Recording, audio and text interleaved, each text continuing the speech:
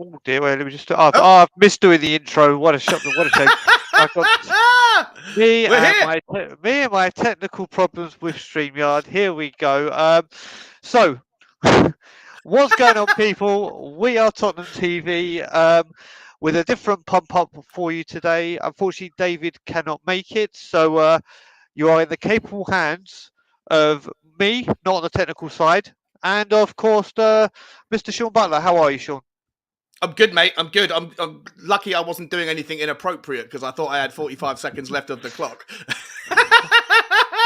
How you doing? I'm doing good, mate. I'm doing good. I apologise for that, and I'm sure when Ben and Simeon see this and see that I've done the intro, they'll have something to say. But hey ho, mistakes happen. It'll go onto the Daigle blooper reel.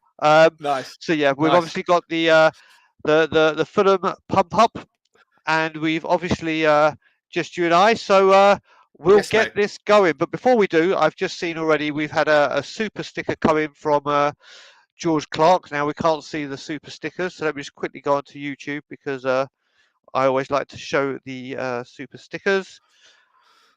Let's just get that super sticker up and find it. And it's a smiley acid face.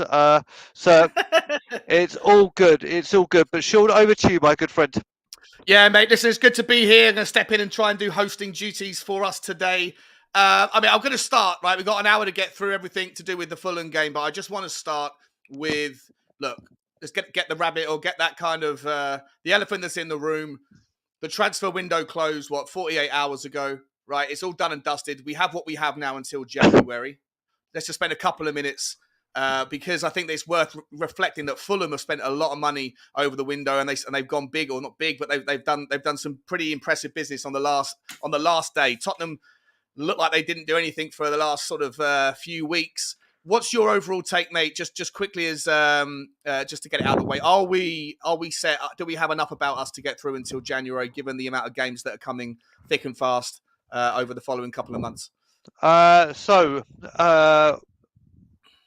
right, so I spoke to Ben about this yesterday. When I came on We Are Tottenham TV on the transfer deadline day, as people know, I've got two kinds of Brian when I talk about uh, the club and the owners. I've got going nuclear crazy, and I've got rational talking like I am now. And I think I was very, very hot headed on transfer deadline day with my anger, but that was like 3 months of anger all pent up that I let out. But I reflect on it, and like I did on the Late Show yesterday, I'm still furious. Yeah, I'm still furious. The three that have come in will be we know the three I'm talking about: Perisic, Richarlison, and Bissouma. Suma. I think they will be great additions for the club, especially Perisic, who I think is an absolute marquee signing for us and one of the best of the window. Yeah. But I expected more with this big 150 million that we were spoken about, and then obviously bring in the other revenue. Um, so I think we could have done more. I think we could have done a lot more, and I Okay. thought we were led to believe we could do a lot more. But we shall have to see what we shall have to see what happens. What about yourself? Yeah, look, generally, mate, I've chosen to view it. I think that there's enough positives right now around Tottenham Hotspur to remain positive if you choose to want to look at it that way. Not just the fact that we're third in the league after 5 tough games, one of the toughest opening 5 games of any team in the Premier League, and the fact that we've had a lot of injuries, which we're going to talk about in a moment. A few of them are coming back, I think, according to Conte. Plus, obviously, it's clear to see that most of the new signings either haven't played very many minutes, or when they haven't really settled in yet or jived with the new system. So, obviously, I'm with everybody else. I don't think there's a single Spurs fan out there that would be honest if they were saying that they were satisfied with the right wing back spot. Maybe the lack of a utility centre back or someone to step in if Eric Dyer gets injured. And whether or not you felt there was a need for another forward or a creative player in midfield, that's on a subjective level. I think I'm with everybody else that there's gaps still, but at the same time, when I saw the inflation that was happening in the window in the last 3 weeks, I think that we would, had we signed the players that we signed later in the window than we did, I think we would have ended up spending £30 million more, maybe 35, £40 million more on some of those players. I look at teams like Leeds, who are probably kicking themselves for letting go Rafinha to Barcelona so early for 55 million. When they look, in the last week, you've seen players like Fofana going for 80 million and Anthony going for 85, 90 million. Like, the inflation right now is insane. I personally think that we should have enough about us to get through, as long as there's no disasters with any injuries. And then we can look again in January. That's the way I choose to see it, but I totally understand everybody's opinion, whichever side of the oche they're on, because I do think that it's one of those windows where everybody was fairly optimistic in the first month, and then gradually everyone's optimism has kind of waned somewhat. Exactly. And just before we get going into the questions, just going to bring up a super chat from a very good friend of mine, which is Mr. Jason Groves, and he's bang on the money. Now is the time to get behind the players we have, even though I'm not happy about the window. This is it. It's now firmly shut, Yeah. and we now move on, and we shall see where we are, and we go from there. But thank you, Sean, Jason. Yeah, big up, Jason, my man. Look, we'll move into the Fulham game now, but just before we get into the sort of the specificities of Fulham, I know we don't want to dwell too much on the last game with West Ham, but I think West Ham was the performance against West Ham was very similar to how we played against other teams, in as much as we're not really clicking on the pitch, Brian. I think everyone will acknowledge that there's a lot of frustrations in our ability to move the ball and transition the ball quickly from the defence into the attack. Sometimes we're a little bit sloppy with our front three decision making, and we're not necessarily converting as many chances. Without dwelling too much on the West Ham game, have you identified what the source of the performances has been, or the problem with the performances? Is it tactics? Is it injuries? Is it the lack of time for the players to gel together? Where do you see the frustrations being founded from? Yeah, you know what? I've been thinking of this and speaking about this yesterday, and you look at it, and you would have thought with a 6-week pre-season under Conte, we were all talking about when these players come in and Conte gets a pre-season under them. This should be incredible. What we see, we should see what why I'm getting. I don't understand so much is a lot of people are saying, "Oh, this is the Conte style of play. This is what he does." And then if you look back at it, when he was at Chelsea and he reverted to this system, the 3-4-3, and put Victor Moses at wing back, they weren't like this. They were very, very fluid. They were very, very attacking. When he was at Inter, the same thing. So I can't put my finger on it. I really thought after a pre-season we were performing at a lot higher level than what we are. The good thing about what I see is even though we are performing at the expectations that we all thought we would be, we're getting the results. Yeah. That's the most important thing, isn't it? As Vin Diesel says in Fast and Furious, winning is winning. It doesn't matter if it's by an inch or a mile. It's the same. You know what I mean? Winning is winning. It doesn't matter if it's beautiful football or not. Are you actually attributing you can win by an inch or a mile to Vin Diesel from Fast and the Furious? Yes, I am. That's because I am indeed. I am indeed. That's where I saw it. Okay, that's where I heard it. So that's what I'm going with. I'm sure it was a great philosopher that said it before, but I don't really read a lot of earlier. Yeah. Well, there you go. Yeah. So that's what I'm looking at. Winning is winning. I would expect them to want better football, and I'm sure it will come. It's just been not the football I expected. Could you put your finger on it?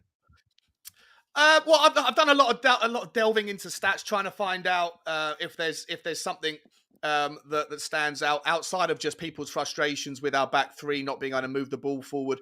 I do think that there has been some in the games that we've drawn. I do think you have to credit the managerial tactics to David Moyes and to Thomas Tuchel, that they did it in a different way. But if you remember last season and the season before, a lot of the time Tottenham were attacked and were considered vulnerable down our right-hand side defensively. When we had Serge Aurier, and he pretty much ever since we got rid of Kieran Trippier, we've been looking for someone to come in on the right back or the right wing back or right back to offer some sort of level of security, and it hasn't been there. Since Romero's been out injured, I feel like the mission of some of the other teams has been actually to avoid the left-hand side, which sounds bizarre. They're actually attacking. Chelsea spent most of their time attacking down the right-hand side. West Ham spent most of their time attacking down the right-hand side. And I think it's because Tottenham's tactics are set up in a way right now. I've been looking at the heat maps and things and calling it out on my own channel. Tottenham are kind of playing a distorted 3-4-3 where we clearly have zero confidence in the abilities of Davinson Sanchez and Emerson Royal going forward. And we're pushing a lot more emphasis down our left-hand side to the point where Ben Davies' average heat map is actually inside the opposition half on the left touchline, which pushes Perisic further up the field, which then forces Sonny to come inside. And as such, it changes the system of the defense of the opposition team. And for me, I think that what they're doing right now is taking advantage when we lose the ball in the midfield or when we lose the ball when we have the ball. There's so much space down the left, down the opposition's right, down our left because of this kind of twisted formation because we have zero confidence in Emerson and Sanchez. And it's obviously we've got away with it to a degree in that we haven't lost any games yet. But for me, I think that it's glaringly obvious that what I think we need, to me at least, what I think we need is to find more balance back within the team where it's less predictable for the opposition to figure out whether we're going to attack down the left or the right. And that starts or finishes at the moment with the return of either Christian Romero or changing up the right wing back spot. And for me, that if Jed Spence isn't ready for whatever reason, if he's tactically naive, I think we need to bring back Matt Doherty.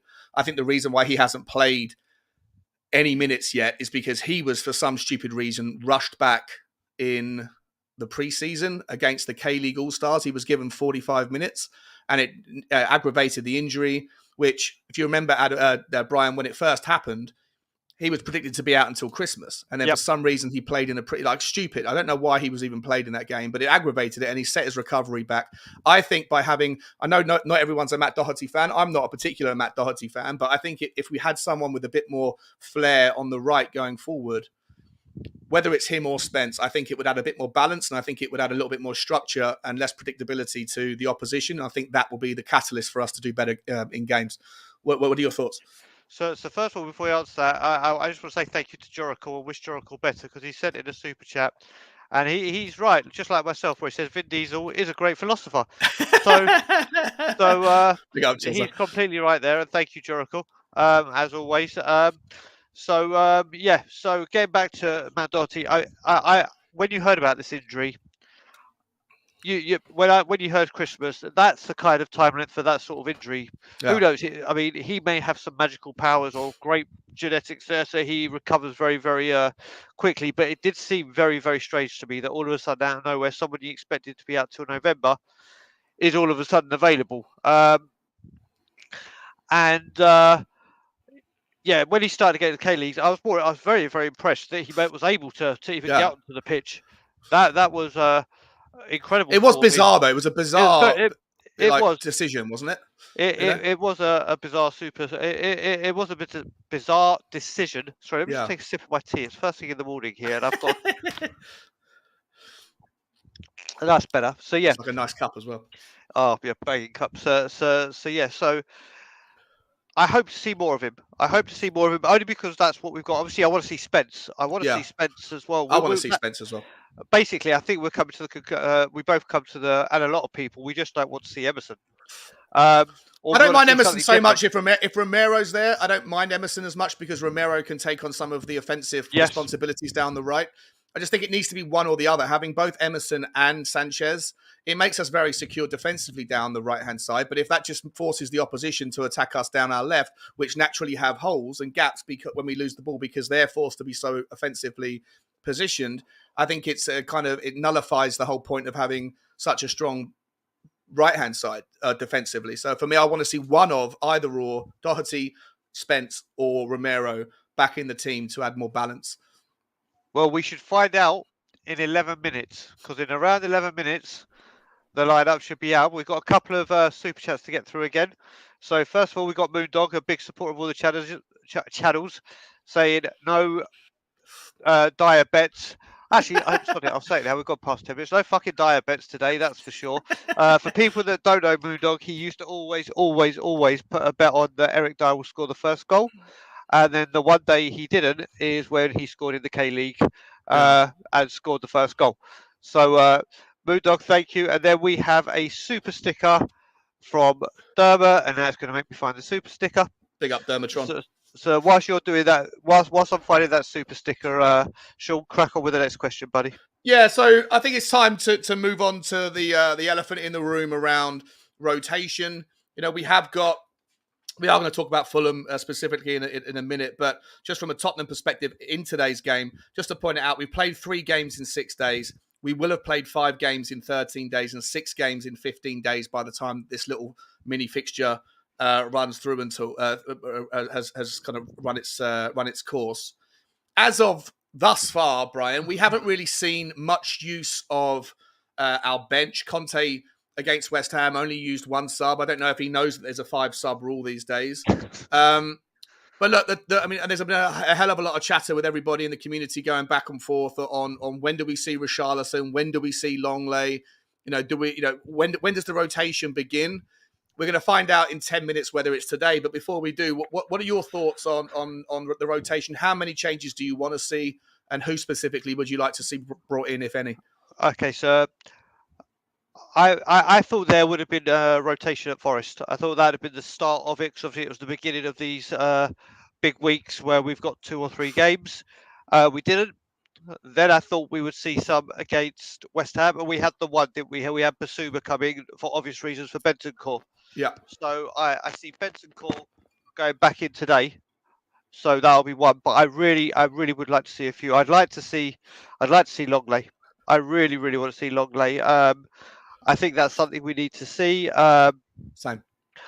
And rotation. When we talk about the rotation, I think when we're talking about when's it going to start, it's got to start today. Because if you look at it, we've got PSG, Marseille, Yeah, and then we have that small little trip to the Etihad.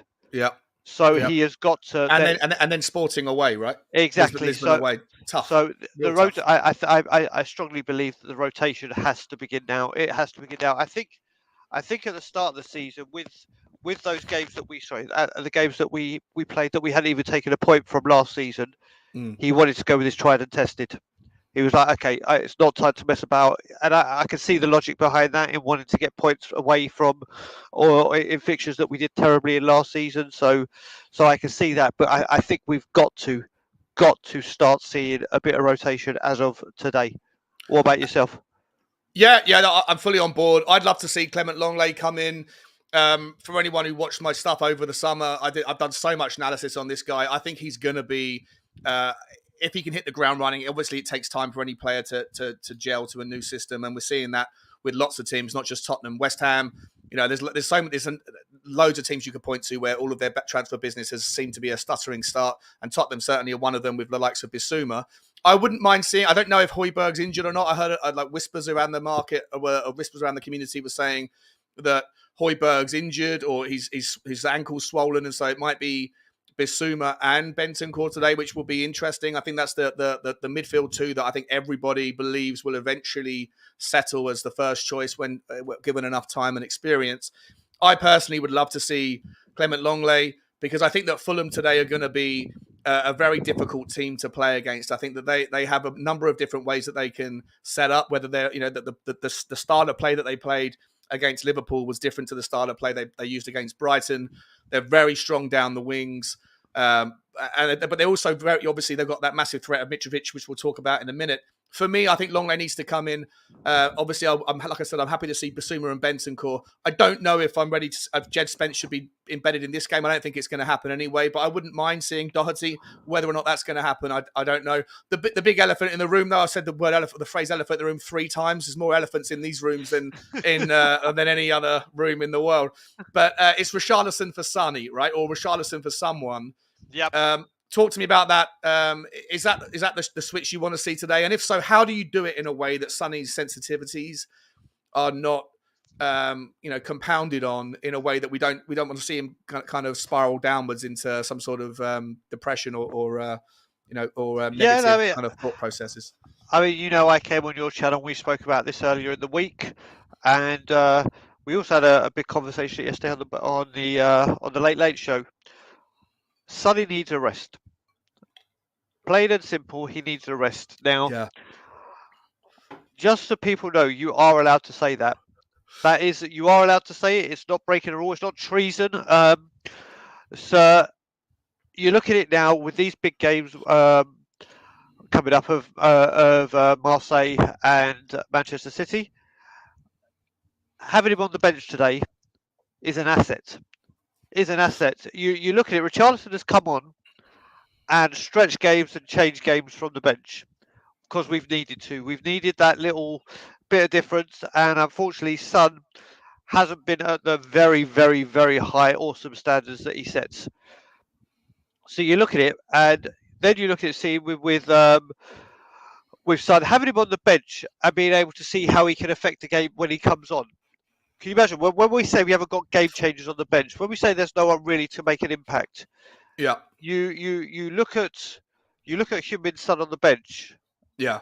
That's and impact, isn't it? That's that impact immediately. that's Yeah. that's impact. And then you look at it, that whenever he comes on, that team have got 65, 75, whatever minute it is of the game under Yeah. their belts, and they're starting to tie whatever. Yep. And then that defence and that midfield see like Heung-min Son just warming up on the bench, raring to go. 100%. That would scare the living daylights out of any defence, thinking, "Oh, here It we would go." change the entire momentum if you're on the back foot, like we were against West Ham in the second half when they got their equaliser from being sloppy and the crowd rallied. We were on the back foot for a 10-15 minute spell. We looked to the bench, and because of various injuries or for whatever reason you want to look to, there wasn't really anybody that could come on and really change the dynamic. If you have Sonny on the bench, I think that you have that. Right, I think that like that he comes on immediately, everything changes. The energy of the team would change. The like you say, the fear factor in the minds of the opposite of the other players changes, and it gives you that switch of momentum. And hopefully, that can be the switch of play that can lead to chances and then opportunities. Just to add on to that as well, we keep talking about this and the impact that Sonny could have, or what we're totally neglected to see that Richarlison could come in, and we see what he's done from the bench. He could be awesome. He could be incredible. He could, and that's no bad. Obviously, that's a great thing. And then Yeah, Sonny could be like, "Oh my God, I need to improve I need to step out of whatever it is I'm in yeah, because there is competition." And as you said earlier, when it comes to not affecting Sonny's emotions, this is the part where he's a footballer and it's part of the game. If you can play every game like you have been, and you look at it and you think, where's that got us? Yes, it's got him personal accolades. Yes, it's got him the golden boot. Yes, it's got him that Spurs fans love him everywhere. But when you sit back and look and say, well, what have you won? yeah, And he can say, well, nothing. And then you look at these teams that do rotate and do freshen up the squad, the big teams that go on and win things. And it's a balance that Conte will have to explain. This is what we're going to have to do. And just again, it's like a season like no other as well, isn't it? It's with the World Cup coming in yeah, and the amount of games that are coming in thick and fast. You're going to have to rotate. It doesn't matter what club you are or what competitions you're in. If you've got international players, you're going to have to rotate. You're going to have to rotate. yeah. I agree, and I think that, like, to your point, right? It's just football. I understand, and I think that Conte even alluded to the fact that Sonny's very sensitive, and I get it, right? You don't want to make a change that's going to impact him negatively, but there is consequences to the other decision as well. If you continue to play him when he's out of form, when he's not performing, there's other things that can happen. I think it sends the wrong message to the other team. It definitely could send the wrong message to Richarlison, who, when he comes on, he's look busy. At some point, you have to bite the bullet and say, if it's a meritocracy and it should be, then you have to try different formations out, and you can use if Conte's afraid of saying to Sonny, look, you're just not playing well enough, you have to be put on the bench in fear of what that reaction could be, because he's never had his place under threat. He's never known what competition for his place looks like, not at international level or at Tottenham, and so he probably, even though he's a very humble guy, he's probably got an ego, because in career he's like godlike status. So to have that under threat is a new thing for him, and how Yep. people deal with that is very unique. I think if you can put it under the guise of rotation because of the amount of games being played, I think you need to, like, if it was just him that was rested, and we'll find out in literally 1 minute, if it's just him that's rested and everybody else is the same, I think that could be more detrimental for Son than having a different scenario where you rotate 2 or 3 other players, because if it's just him, he could interpret it as, I'm being dropped.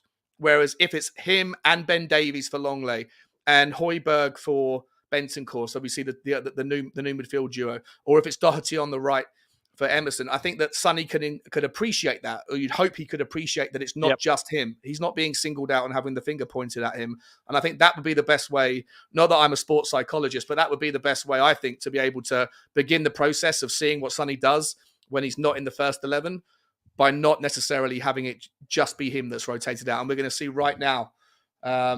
You check that whilst you're looking for the lineup.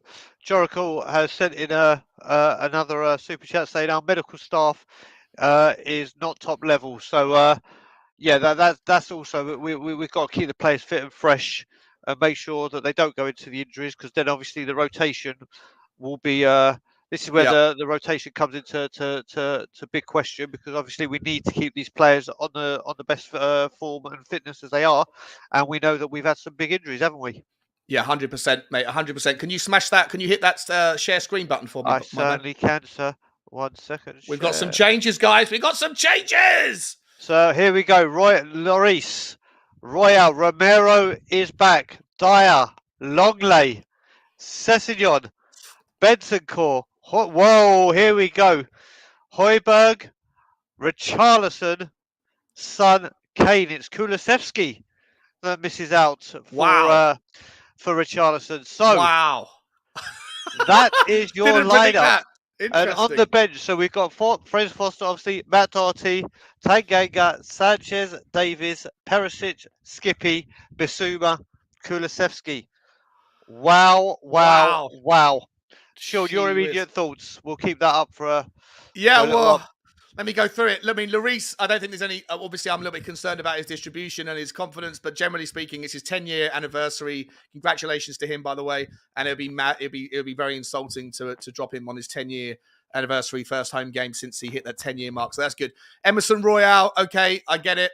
Because we got Romero back. So that's interesting. Romero's going to offer us a lot more ability with the ball at his feet going forward. Dyer, we know he's always going to play unless he's injured. Longley in. I'm really I think we're going to have a lot.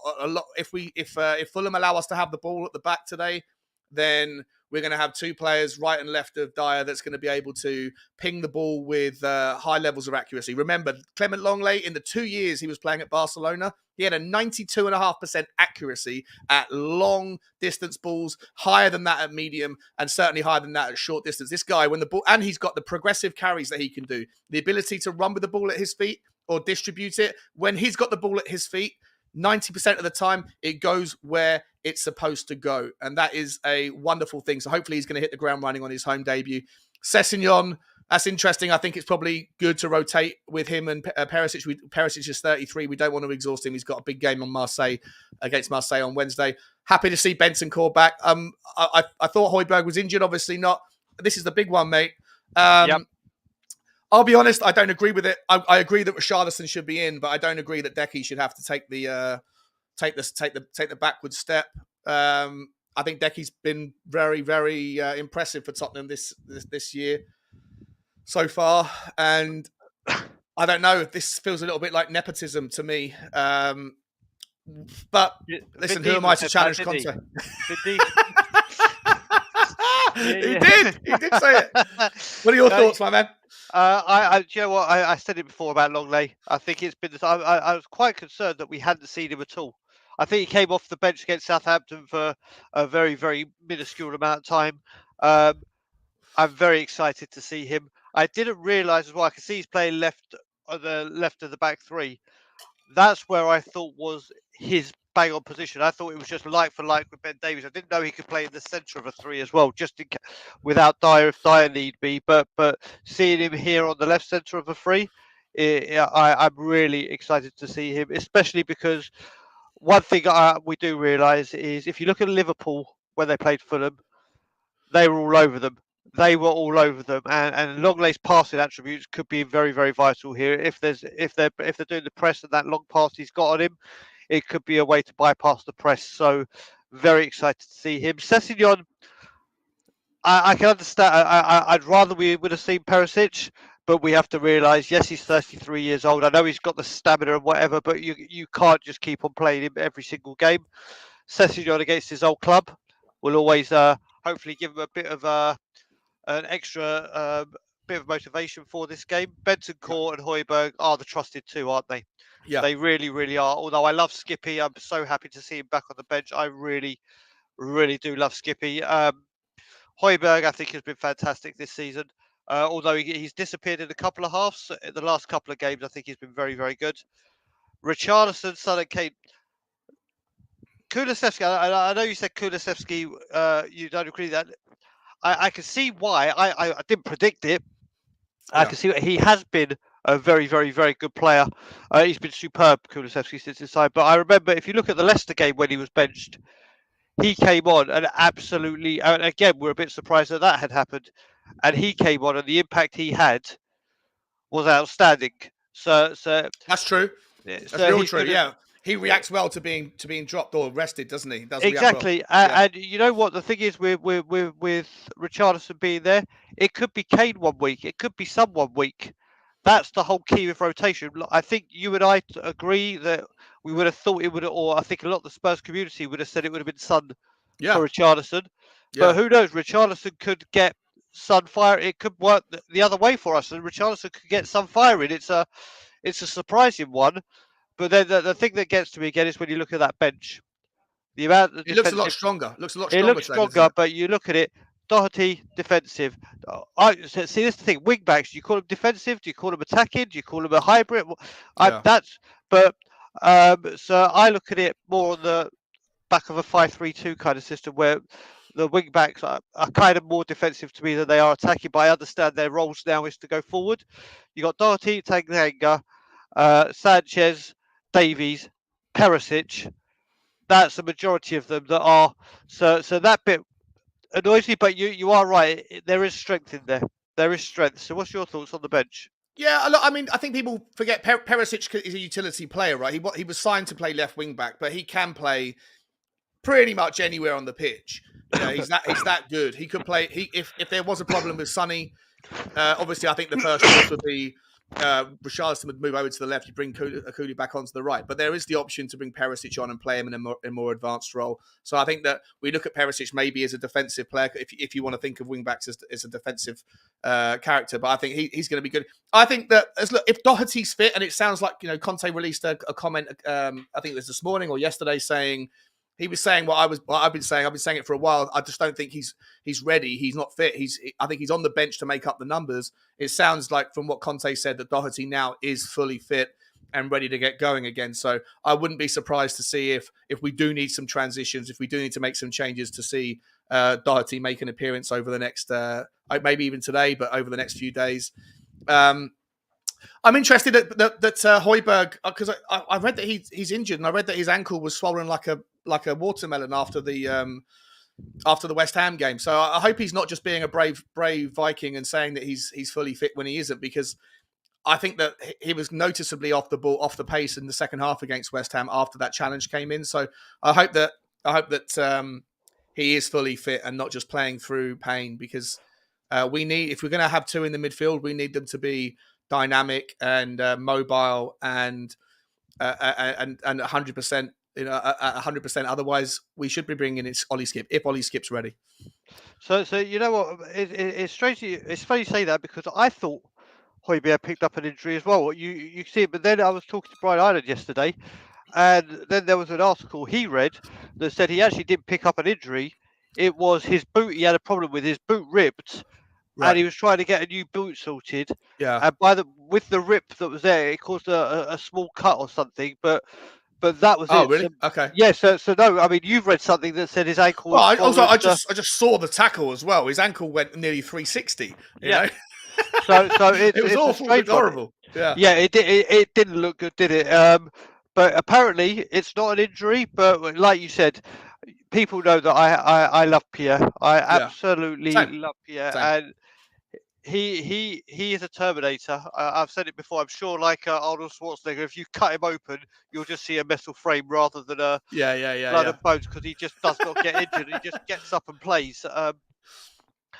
I hope it's not. Listen, that guy would play through anything for the team. Yeah. He really would. It's the team above him, and he is a strong guy. We just hopefully it's not that. But you know what? I'm sure Conte has enough authority, or not enough. He has plenty of authority, but isn't one of those players that will get that will sacrifice a player for that he needs. I'm sure he would think, right, that's it. You're not playing, and have the strength to say, right, you're not playing. I need you for the Champions League. So I'm hoping he is all good. He's all good and raring to go. Who knows? He may not even play the full game, but we might see Skippy back on. Do you want to just pull up the screen again, mate, so we can have a look at the Fulham team? I certainly can, sir. We'll talk about the Fulham team now. Their new goalkeeper, Leno's in goal. They've got Tete at right back. Tosin, I don't know who that guy. I've not seen him before. Ream, their captain, centre back. Robinson, brilliant player on the left back. Polinia, their new summer signing as well in the midfield alongside Reed. They've got Cordova Reed as well, Andreas Mitrovic and Cabano, the centre back. Listen, mate, I don't know what your thoughts are on them as players. For me, like Andreas Pereira, I think is he's ex-Manchester United player, a real talent, just sitting behind in the 10 role.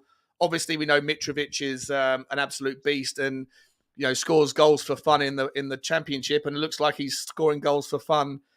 I think I worry that people are going to take Fulham a little bit. I've seen everywhere saying it should be 3 points, right? Should absolutely smash Fulham.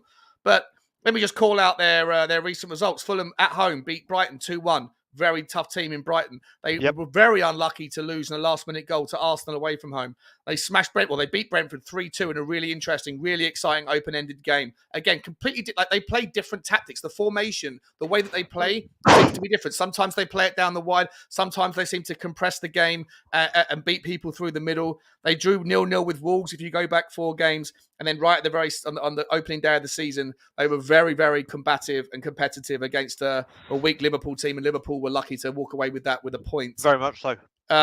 They've signed a lot of players as they've come up. A lot of players. They spent a lot of money as well. Paulinho, I think Paulinho came from Sporting Lisbon, which is one of the teams that we've got in the Champions League. But who do you think are the danger men in this team? Are you worried about anybody? And how do you see them setting up? And also, mate, I'll open it up even further with a 4th question for you. There we go. How do Tottenham take advantage of this team, and how do we find a way to come away with the 3 points? Before we do that, I will answer that, but I forgot we had a super chat from Brandon Trotter, which said Bruce Willis is in the squad for the 6th Spence, and I love Brandon, and thank you for the super chat, brother. So Fulham, listen, the happy thing is that they've got that calamity ex-Gooner in goal, Leno. So that's that I'm happy to see, because he's a poor goalkeeper in my eyes. He really, really is. They do have some very good players, and I really have liked the look of Dick Reed. Yeah. He has really looked good. If we all know who the danger man is, we all know who he is, and I'll talk about him in a second. But I really am a fan of Dick Reed. He's energetic. He's non-stop. He will not. He just chases things down. He is very, very non-stop. Tim Ream is very, very dependable. Tim Ream is a very, very dependable player. As you said, Paulinho is a very good player. And then you look at the main man, Mitrovic, and you know what? He's not done well. He came to Newcastle, and let's face it, he was poor at Newcastle. He was more just a complete menace. He was a complete menace and used his frame, his strength, and his aggression but didn't really have any end product. When he came up with Fulham last season, again, failed to deceive, flattered to deceive. But then in the Championship last season, he was untouchable, unplayable, all those super words you want to use, absolutely on fire. And people are like, right, let's see if he can do it in the big boys again. Let's see if he can do it. And he's already scored more goals this season than he scored in the entire last time he was in the Premier League. And he has just shown that he's played the filth, he's played Liverpool. He's not here to mess around. He has got it this season, and he is a very, very big problem. A very, very big problem. And it's one of the reasons why I'm very, very happy to see Romero. I think you think it'll be Romero that tries to take him out. I was going to say, is it going to be a really big battle between him and Eric Dyer? But you think it will be Romero's job to smash him at some point? I think it's the whole reason. I think if it had been any other team with any other striker, I think he may have started Davinson Sanchez and kept Romero ready for Champions League and City. But I think he has realised how big of a problem this man is, and to pay respect to him and say, right, I need you, and I need you to watch him like a hawk. I really think this is a big, big thing for him. So I'm very, very concerned about him, and we're going to have to try and combat him. And you got to remember, of course, if he's not good, they could bring on Carlos Vinicius. I was going to say, is it on the benches? Let's do that very quickly. Yes, sorry, I forgot. Let's have a look at their bench. We've got Rodak, Babu, Diop, Duffy, Shabala, Kenny is a good player. Yeah, he is there. Dan James. Dan James as well. And Willian and Vinicius. You got 3 players that have all scored at White Hart Lane before. One of them for Tottenham, the other 2 against Tottenham. I mean, wouldn't it be interesting if Dan James come off the bench, considering he was a target for Tottenham in the final days of the window, and everybody unanimously in community Tottenham Hotspur went not interested in Dan James. You can't tell me he's not aware of how little enthusiasm there was for Dan James at Tottenham. Imagine if he came off the bench today and put in a worldie. It wouldn't surprise me. It wouldn't surprise me. These are the kind of things that happen. You know, football is a funny old game, as they say, and those kind of things. How often does it happen? Yeah. How often does it happen? But just a couple of things to get through to. First of all, we have a brand new member in Sharon Townsend. So welcome to the We Are Tottenham TV family, Sharon. It's always a pleasure to have more people in the family. And then we have a super chat from a name I haven't seen for a long, long time. The Truth Sets Free. Welcome back, my man. Welcome back, buddies. The 2 men on the screen are some of the best people you'll want to meet. Brian Daigle and Sean Butler are absolute legends. This is the first comment I've made since March in a Spurs community. Come on, you Spurs. Welcome Big back, up, buddy. Truth, and thank you for the kind words, mate. That does mean a lot to us. Good to see you back, my friend. Good to see you back. What's your prediction for the game, Truth? Let us know in the comments, my man. Everyone, start getting your predictions in. We've got another 13 minutes. I think Ben and Sim, or one of them, may pop in and just say hello, because it is the boys today in the studio. And whilst we're doing a bit of housekeeping, just to say, everyone, you know this guy very, very well. Nick, Barry, Sean, Phil, Grant, whatever, the man, Ranjit, the man with a million names. He's getting married today. Big up to Nick and his wife, or future wife to be, Laura. Many congratulations, and wishing you a lifetime of happiness. So yeah, congratulations, mate, in advance. Go and smash it today, mate, and get absolutely butlered in the after party. Wish I could be there with you, mate. I'd put you to shame. I didn't see that coming. That was very, very good. So yeah, where were we with that before that? When we were talking, we were asking for people for the predictions, weren't we? Yeah, and just on the on like how do we win the game today? For me, look, I do think that as much as I think Ream's a good defender, I'm guessing Tosin. I've just looked him up. I think he's a centre back, so I'm guessing he's. I spoke out of turn as well when I said that Cabano is a centre back. I meant to say he's an attacking midfielder, but Tosin's a centre back. I think for me, it's an interesting one. I think that I was listening to the boys doing their predictive show yesterday, and they were saying that Tottenham need to make use of the wider pitch. You know, Fulham has got a fairly tight pitch, and I think Tottenham need to stretch the ball as much as possible. Hopefully, that we can get that done down the wings, and that Fulham would encourage that, because I think that Fulham and their manager might look at their width and say, you know what, we could probably we could do a decent job, much like what Brighton did against us last season when we lost 1-0 at home, and the Brighton manager, his name escapes me right now.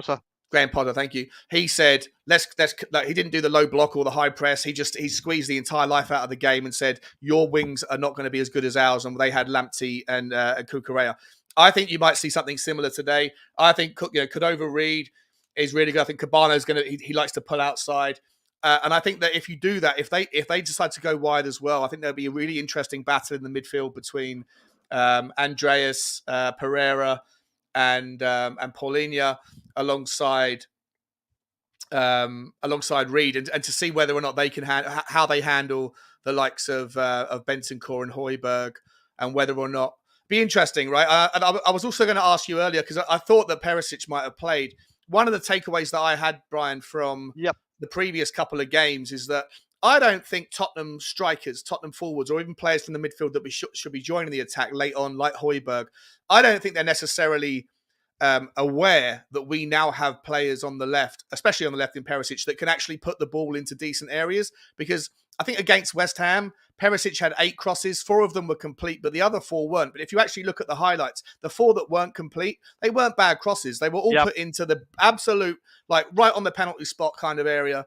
Or in between that and the 6-yard box, bang on the money where you want a cross to be, but there was no Tottenham player there. And I think it's because over the last however many months, however many games, players like Harry Kane haven't trusted people like Emerson to whip the ball in correctly or Sessegnon. And I was going to say, if Perisic was playing today, that maybe we need to think and go aerially and see if Fulham can compete in the air. But unfortunately, we're back to Sessegnon and Emerson. So I don't know whether you think that you'll. Do you think we might sort of attack them from set pieces? Something which I think Fulham have conceded quite a few goals from this year. So do you know what I think when we look at it, first of all, just to touch on where you finished with Perisic, you're bang on the money. When you look at it, every single one of his crosses, completed or not, makes its way to a perfect area where you just wish either someone is there or you wish someone was running on, like a Dele Alli used to in his prime, or like Frank Lampard or those kind of midfielders did, because the crosses are just, it doesn't even matter when it looks like, also when it looks like it's impossible to get the angle of the cross, somehow he manages. His left foot is just simply a wand. It's like a heat-seeking missile. It just finds the correct area to go into. So Yeah, it is definitely something, like you said. I mean, you got to add as well Reguilon, whose crossing started off sensationally, but and then dropped. went to Yeah, pot near the end. yeah, Now, when it comes to styles of play, what I've seen of Fulham this year is they have varied it to the team they play against. If you look at that, the performance they put in on the opening day against Liverpool was sensational. Their pressing was yeah, absolutely outstanding, yeah. and it worried Liverpool. And Van Dijk probably had his worst game I've ever seen in a Liverpool shirt.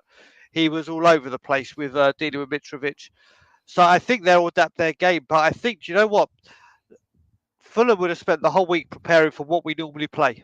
Yeah. And Interesting. then with Keep the going. Yeah, variation we've just seen, they're probably like, huh?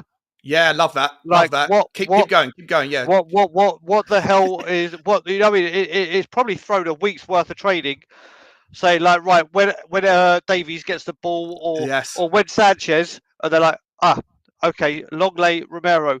When they look at that front three, they may have thought Yes. Sonny for Richarlison, Yes. and now they're like, ha. I like this. I like this, So Brian. I like this, Brian. so Keeping them this guessing. Keeping them guessing. exactly, this is the thing, that's what it could be. And also it's going to be very, very, we could all say, oh yeah, we're going to play how we've been playing all season. But this could be the formation that allows us to play, like I was saying at the beginning, more Yeah. like what he had with Chelsea. Yeah. Because people are now thinking of what Spurs are going to do, they're completely different to what we planned. Now we could go, right, okay, let's be attacking. So I'm actually feeling very, very positive. I'm feeling more positive about this game now, I love what you just seeing the said. lineup, Yeah. as opposed to because now all our Spurs fans are going into this game thinking, wow, what are we going to see today? We've Yeah. We don't actually know. changed it up. It's We've actually, interesting. so we'll have to wait and see what we see there. But I think now we've got the advantage because we pretty much know what Fulham are going to do, because they have got a set regimented kind of style of Yeah. play, and we've Well, I don't know completely about got. that. I mean, in my opinion, Fulham are a little bit unpredictable. Like sometimes they do that. They did the press against Liverpool, like you say, very effectively. Against Brentford, it was just an open game. Like it was Yeah, I mean, end to with that, end sorry, stuff, Sean, right? So I yeah, meant with sorry. the same Go. players, Oh yeah, not yeah, with okay, yeah, they've changed the style of play to suit that team. hmm But it's been the same. You'd say there've been the same, like 7, 8, 9 players minimum every single game. yeah, Whereas now, that group would have adapted to, right, this is how we're playing against Spurs because they're going to yeah. play like this, and now And they're like, I think that what you're saying is true. You know, with regard, if you look at Arsenal, Fulham away from home. They obviously the games that they've lost, they lost away, or the game that they lost against Arsenal, that was away from home. Against Wolves away, they drew, right? So they've played, they've had their two away games have not been as successful as their home form.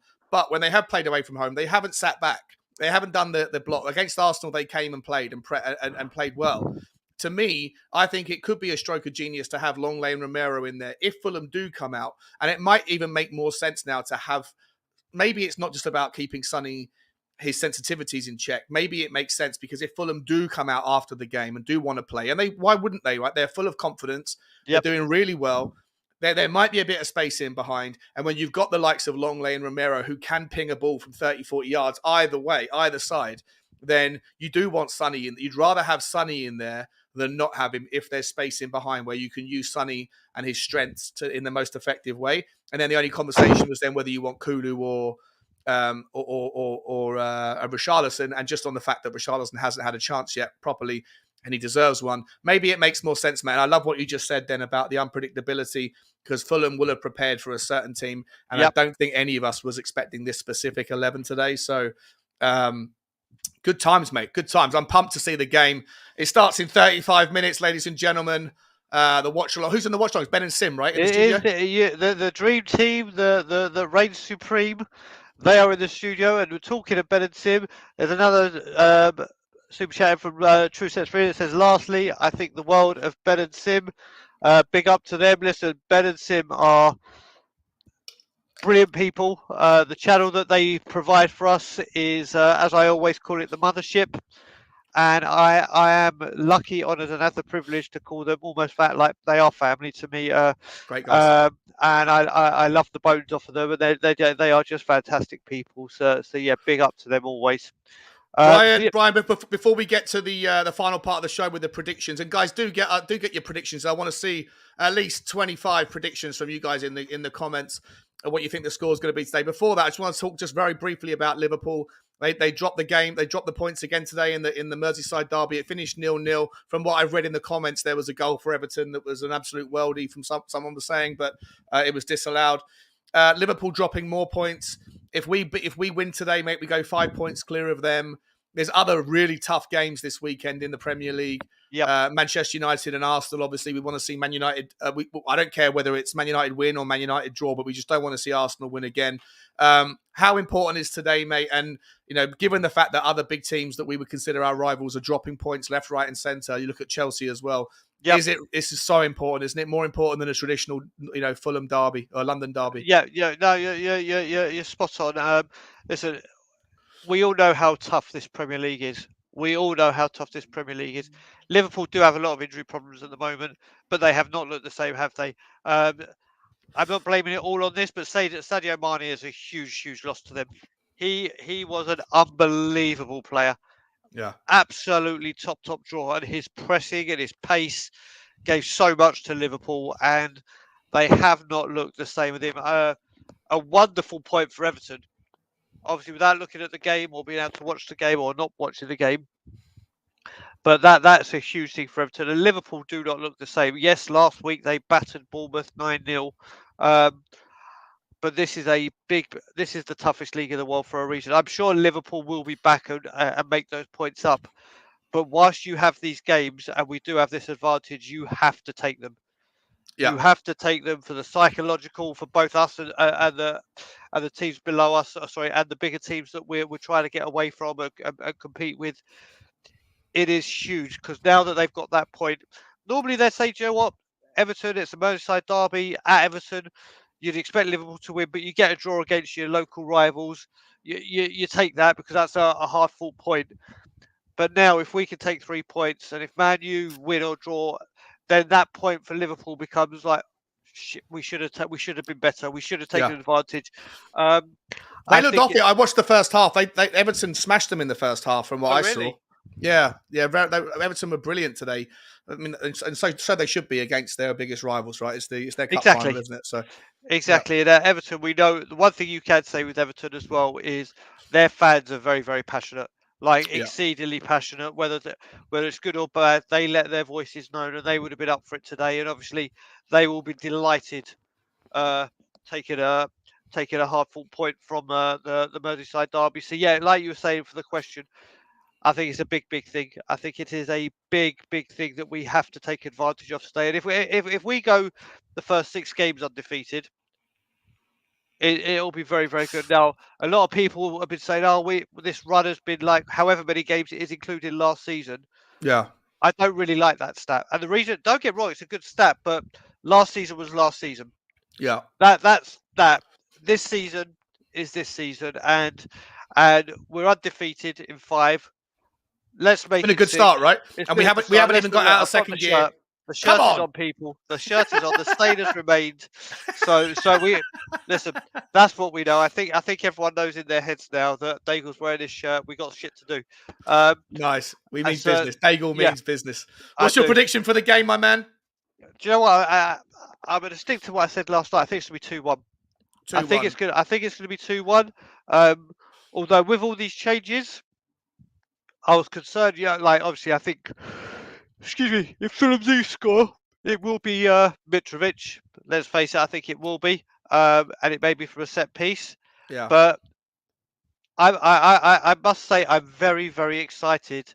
I may even up it to 3-1 now I've There's seen the lineup. a lot of 3-1s in the comments. I was just looking through. I asked for 20. I got about 25. Well done, guys.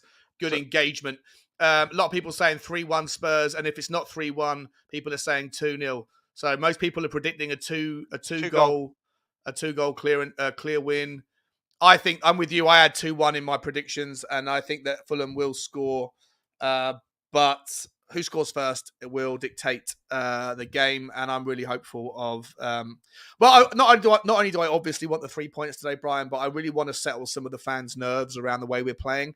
I'd love to see us just dominate from 0 to 90 and play some super sexy football and have a lot of chances, a lot of good chances. I don't mind if their keeper makes some good saves, or we hit the woodwork, or we just knock it wide. But I want to see solid, consistent dominance of a team that have started the season really well, and I think that will settle everyone's nerves. We need not only do we need a victory today, we need a performance as well. There we go. Just before we sign off and big up our respective channels, um, we got a final super chat in from the True Sets Free. I'm going to read it quickly. I want to apologise to anyone I was negative to last season during Levy out days. I take accountability. I'm not going to blame anybody. Truth, listen, there was no need to put the super chat in from that. I'm not fully aware of what happened. And listen, mate, you were in a lot of channels. Um, You're a you lovely spent guy, my man. You're a you lovely spent guy. a lot of money on super chats, a lot of money, and it's good to see you back, buddy. It's good to Great to see see you you back, back, man. Great to um, see you back. and we look forward to seeing you. But yeah, sure. Tell us about your channel. Yeah, Spurs Talk Show on Instagram, Twitter, and YouTube. It's all one word, just Spurs Talk Show. I do morning walks with my dog where I get whatever's on my mind off my chest as like a monologue in nice countryside, and then I often do panel shows. And I do watch-alongs normally, but I'm not doing it today. I'm going to help out the boys over on Irish Hotspur because Dave's obviously in with his family. Yeah, just you see me probably 3 or 4 times a week on the channel. But also, I do want to plug Monday night at 7 p.m. I'm bringing back a thing I did when I first started my channel, which was game night, where we have like Wheels of Fortune, and it's really fun where people have to answer statements in as if they believe in them, even if they don't. So, for example, Brian's going to be on the show on Monday. If the statement, if his name comes up on the Wheel of Fortune, and then the statement is it was the best window, or Levy's the best chairman that Tottenham have ever had, Brian has to do his best with a straight face to make the case that that is the truth. And it's always a good time. We haven't done it for a few months, so we're going to bring it back. And Monday at 7 p.m. is the re-emergence of that show. Love to see you all there. I have to say, if that was to come up, you might drop off. You might have internet problems. I might have internet problems, or there might be an emergency in the house, or something may be going on. And I will say this has been rigged, and I'll go on a 5-minute tangent that this has been rigged. But what I will say is, it's a great channel, yours, Sean. I love going on it. I plan to be a regular on that because Mondays are my day off. Yeah, love it. So I should be about. But yeah, my channel, guys, with Brian Ireland and Daddy Kiriakou, is Tottenham on Tour. We will be doing a lot more content than we have been. I got a new job, so it's just thrown the schedule that we were going to do absolutely haywire. We are currently 50 off of hitting 5,000. We're about to hit a big milestone. So we just need 50 people to subscribe to get up to the 5,000. We have a lot of talking points. Obviously, we also do the Friday night late show on We Are Tottenham TV to allow people from other time zones to be able to be a part of the fantastic channel. So yeah, that's where you can find us on Tottenham on Tour. Brilliant channel. Get over there. Smash that like. Smash that subscribe. Actually, I think I'm 85 away from 3,000. So we're both approaching milestones, mate. It's good. So there you go. Right, we're going to have to wrap this up because the boys will be with you from 1:45.